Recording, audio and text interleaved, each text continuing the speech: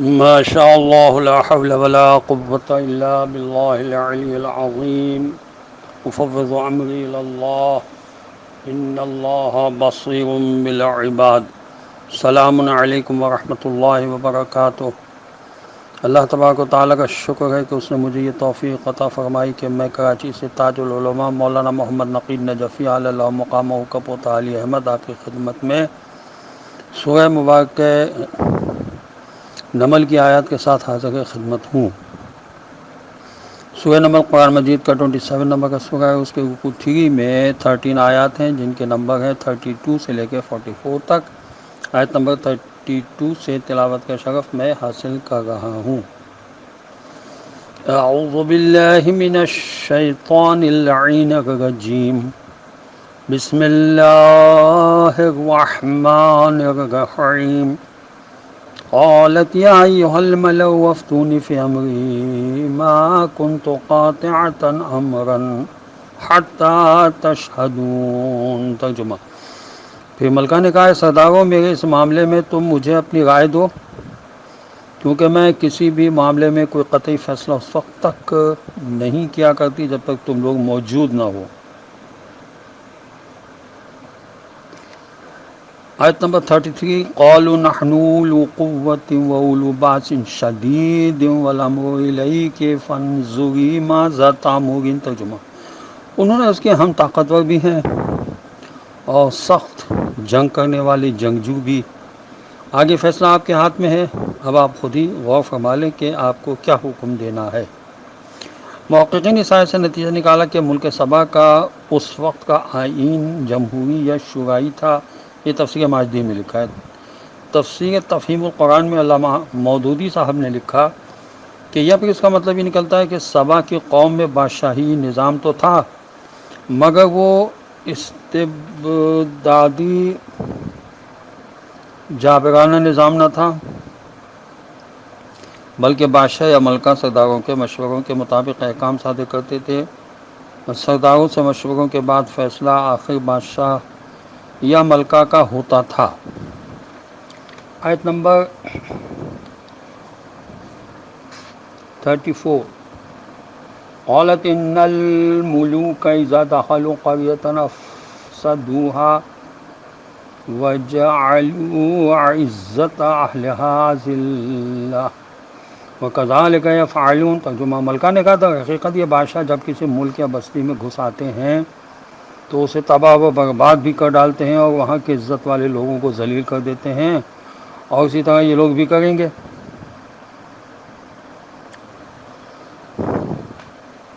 فقہا نے نتیجہ نکالے کہ ہر وقت یہ مناسب نہیں ہوتا کہ انسان انقلاب کا خواہاں رہے. انقلابی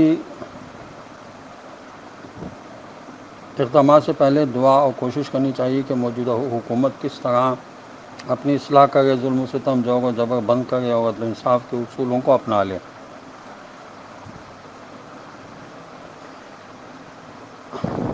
من مانے قوانین بنانے یا نافذ کرنے کے بجائے خدائی قوانین کے پابند نہیں کریں، اس لیے کہ انقلابات میں بڑی خون ریزی ہوا کرتی ہے، اکثر ناحق خون بہتا ہے. یہ ابو بکر جساس نے لکھا ہے.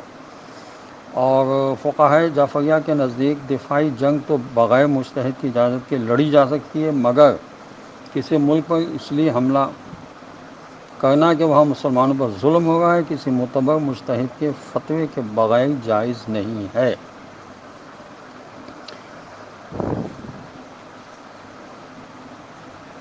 آیت نمبر 35.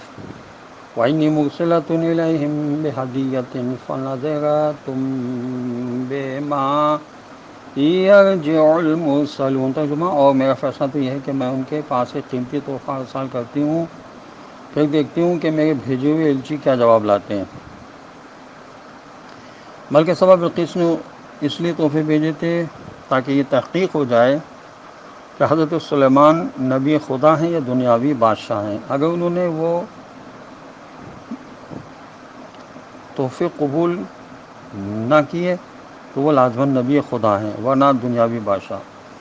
تفسیر مجموع البیان میں ہے کہ ملکہ نے 5 چیزیں ہدیے کے لیے تیار کی. نمبر 1. نوجوان لڑکے اور لڑکیوں کو ایک رنگ کا لباس پہنا دیا تاکہ مذکر و مؤنث کی شناخت نہ ہو سکے. بعض مفسرین کہتے ہیں کہ وہ 200 لڑکوں کو لڑکیوں کے لباس اور زیورات پہنائے اور لڑکیوں کو لڑکوں کے۔ نمبر 2، اس میں 2 قول ہیں۔ ایک یہ کہ اطلس اور دیباج کے قیمتی کپڑوں میں سونے کی اینٹیں لپیٹ کر بھیجیں۔ دوسرا قول یہ ہے کہ سونے اور چاندی کی 5 اینٹیں اور ایک یاقوت و جواہرات سے مرصع تاج شاہی بھیجا۔ نمبر 3، ایک ڈیبیا میں ایک بغیر سوراخ کا موتی اور ایک مہرہ جس میں سوراخ تھا۔ تفسیر صافی میں منقول ہے کہ موتی میں سوراخ نہ لوہے سے کیا جائے نہ آگ سے، اور ٹیڑھے سوراخ والے مہرے میں دھاگا ڈالا جائے، دھاگا ڈالنے والا نہ انسان ہو نہ جن۔ نمبر 4، دوسری روایت میں ہے کہ ملکہ نے ایک ایسا عصا بھی بھیجا تھا جس کے دونوں سرے برابر تھے، نہیں چلانے کے لیے، یہ پتہ چلانے کے لیے کہ اس عصا کا سرا کون سا ہے۔ یہ عصا بعد میں حمیری بادشاہوں میں منتقل ہوتا رہا تھا۔ نمبر 5، ایک خالی پیالہ بھیجا کہ اس کو ایسے پانی سے بھرا جائے جو نہ آسمان کا پانی ہو نہ زمین کا۔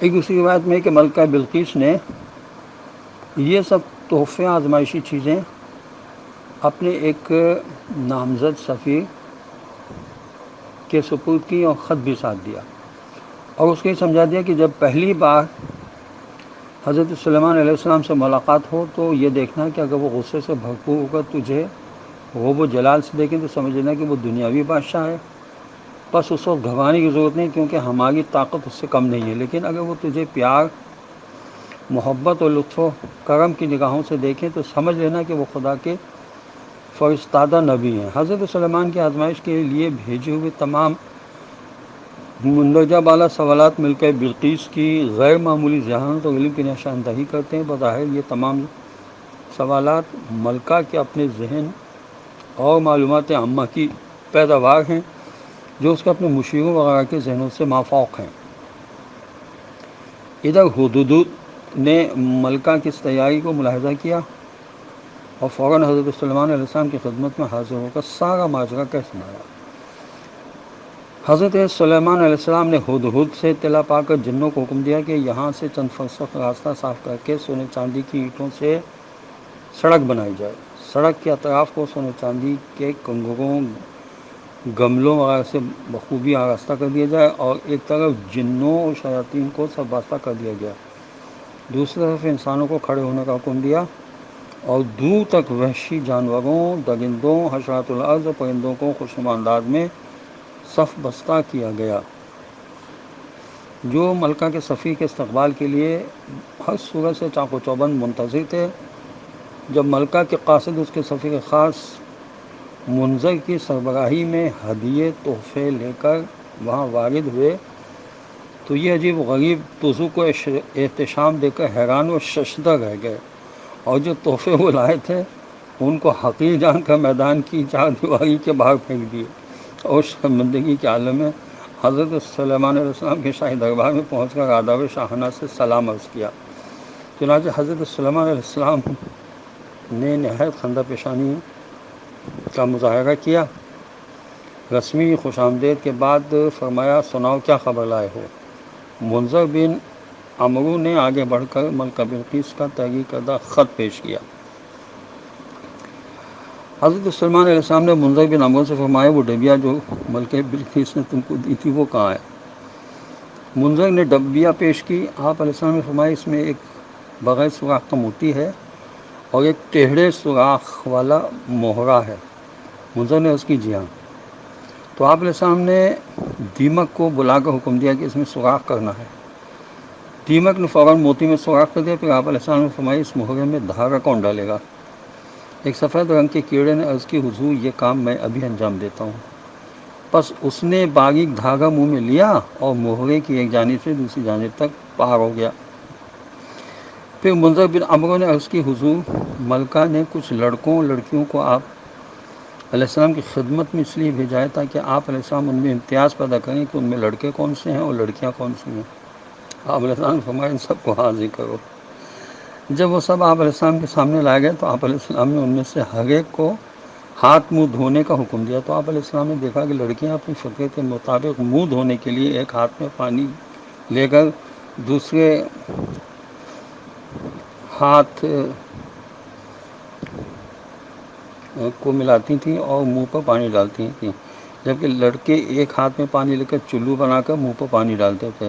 ہاتھ دھوتے وقت لڑکیاں کوہنیوں کے اندر پانی ڈالتی تھیں اور لڑکے کوہنیوں کے اوپر پانی ڈالتے تھے۔ اسی طرح پانی ڈالنے میں بھی فرق تھا کہ لڑکیاں کوہنیوں کے باطن میں ایک بار پانی ڈال لیتی، پھر ہاتھ کو ملتی تھیں، جبکہ لڑکے پانی ہاتھ پر ڈالنے کے ساتھ ساتھ ہاتھ پھینکتے جاتے تھے۔ ان علامتوں کو آپ علیہ السلام نے دیکھ کر لڑکوں اور لڑکیوں کو الگ کر دیا۔ دوسری روایت میں ہے کہ عصا کا سرا اور نیچے کا حصہ دیکھنے کے لیے آپ علیہ السلام نے فرمایا کہ عصا کو اوپر کی طرف پھینکا جائے اور جو کنارہ زمین پر واپس آئے وہ اس کا سرا ہے۔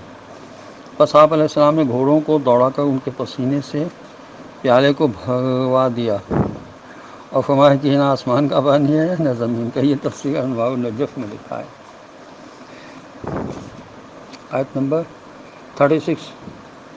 فلما جاء سلیمان قال اتمدوننی بمال فما آتانی اللہ خیر مما آتاکم بل انتم بہدیتکم تفرحون۔ ترجمہ: پھر جب ملکہ کا سفیر سلیمان علیہ السلام کے پاس قیمتی تحفے لے کر پہنچا تو انہوں نے کہا کیا تم مال و دولت سے میری مدد کرنا چاہتے ہو؟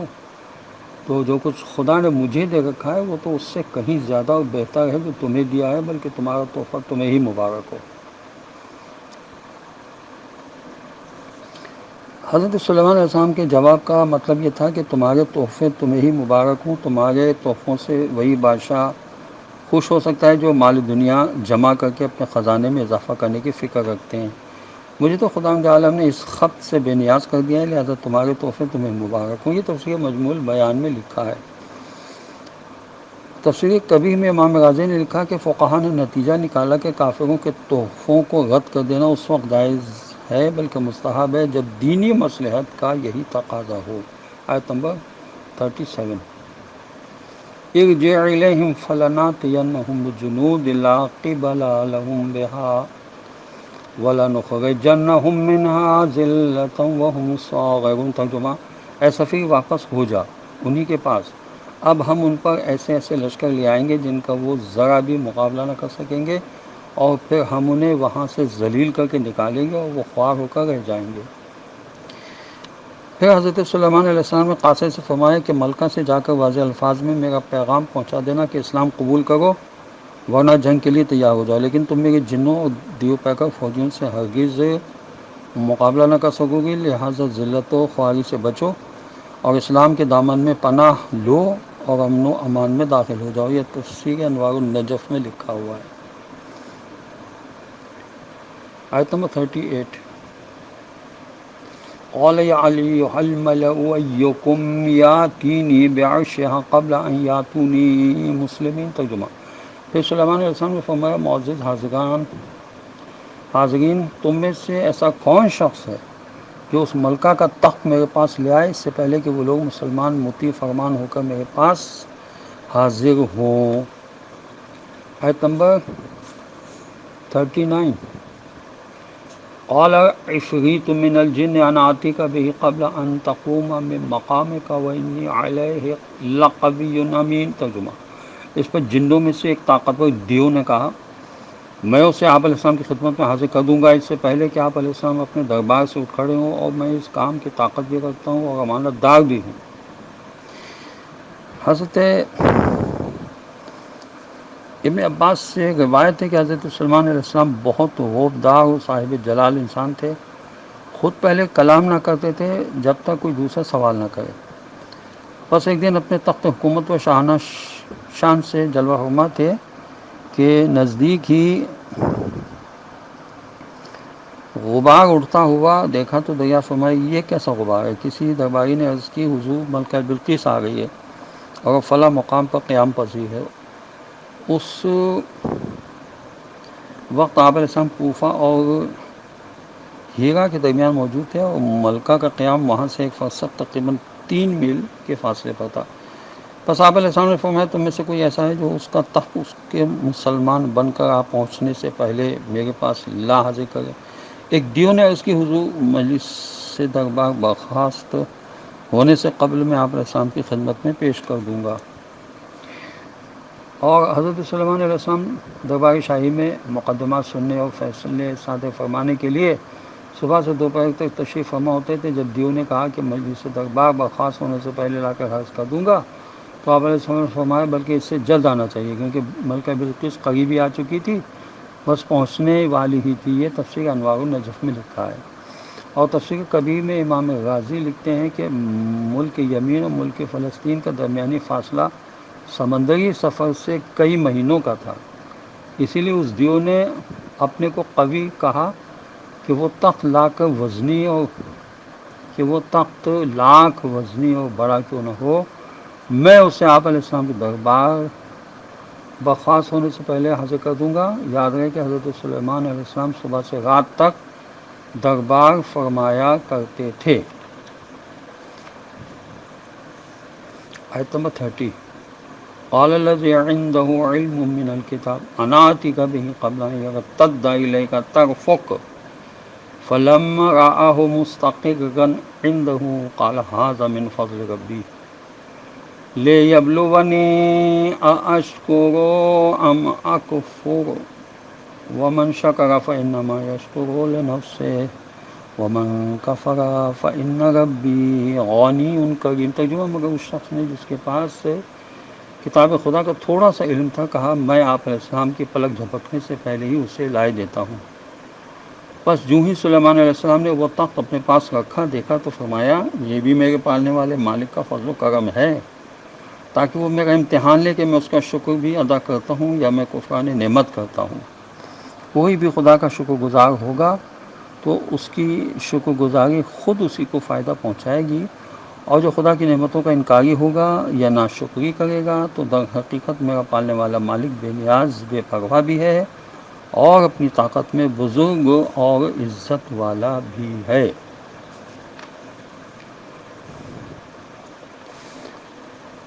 یہ اس میں اعظم کا اعجاز تھا کہ تفسیر صافی میں وسائل الدرجات و کافی سے منقول ہے کہ فرزند رسول حضرت امام محمد باقر علیہ السلام نے فرمایا کہ اللہ کا اسم اعظم 73 حرفوں پر تقسیم ہے، اور جناب آصف نے برقیہ کے پاس ان میں سے صرف ایک حرف تھا.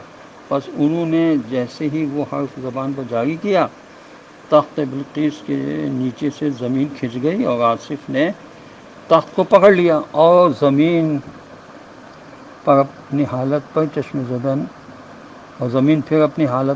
زدن میں پلٹ گئی. اور ہمارے پاس اسم اعظم کے 72 حروف ہیں اور ایک حرف صرف اللہ کے لیے مخصوص ہے.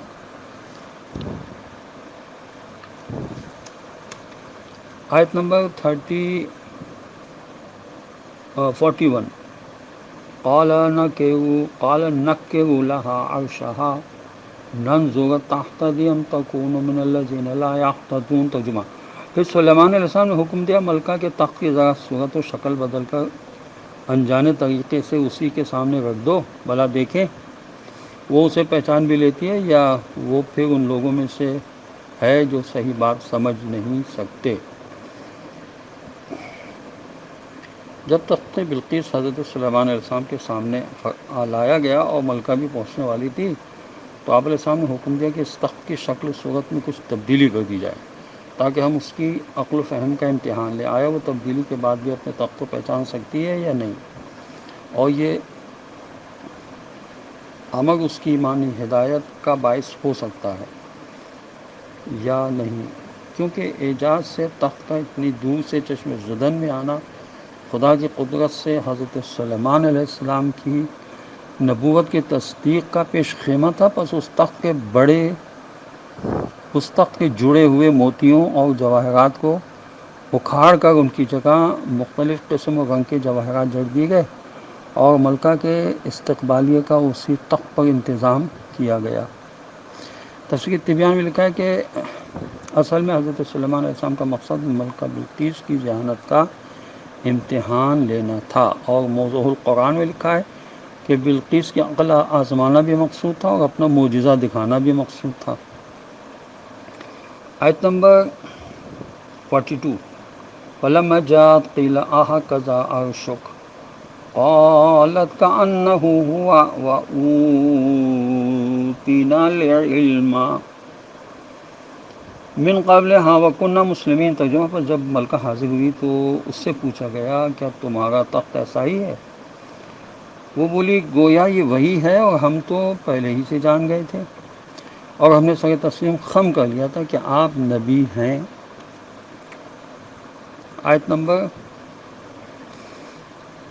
43، وَصَدَّهَا مَا كَانَتْ تَعْبُدُ مِن دُونِ اللَّهِ إِنَّهَا كَانَتْ مِن قَوْمٍ كَافِرِينَ۔ ترجمہ، اور اس کو ایمان لانے سے جس چیز نے روک رکھا تھا وہ جھوٹے خداؤں کی عبادت تھی جنہیں وہ اللہ کی سوا پوجا کرتی تھی، کیونکہ وہ کافی قوم سے متعلق تھی۔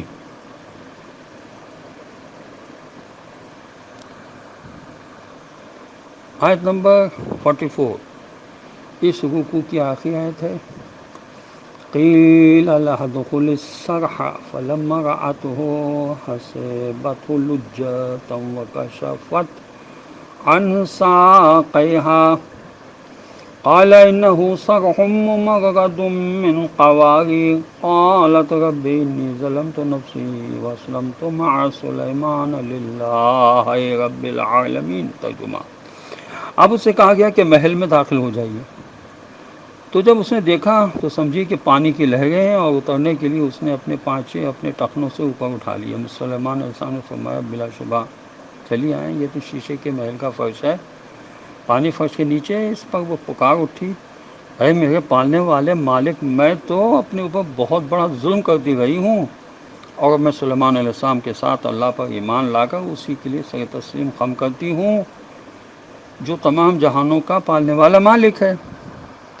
اصل میں حضرت سلیمان علیہ السلام کا محل صاف شفاف شیشے کا بنا ہوا تھا، مگر دیکھنے میں پانی کی طرح جھلملا رہا تھا، جس سے ملکہ بلقیس کو اپنی عقل کا نقص بھی معلوم ہو گیا اور حضرت سلیمان علیہ السلام کی عقل کا کمال بھی وہ سمجھ گئی کہ دین کے معاملات میں جو یہ سمجھے ہیں وہی درست ہے۔ یہ موضوع القرآن میں لکھا ہے۔ تفسیر کبیر میں امام غازی نے لکھا کہ ملکہ بلقیس حضرت سلیمان علیہ السلام کی روحانی عظمت و نبوت کی تو پہلے ہی قائل ہو چکی تھی۔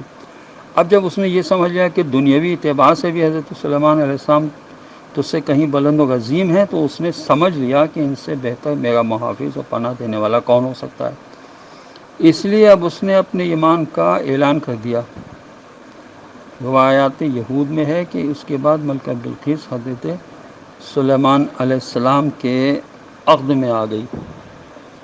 خداوند عالم کی بارگاہ میں دعا ہے کہ پروردگار ہمیں قرآن پڑھنے، سمجھنے اور اس پر عمل کرنے کی توفیق نصیب کرے اور وارث قرآن حضرت امام زمانہ عجل اللہ تعالی فرجہ شریف کا جلد ظہور ہو جائے اور خداوند عالم ہمیں ان کے اعوان و انصار میں شامل ہونے کی توفیق نصیب کرے۔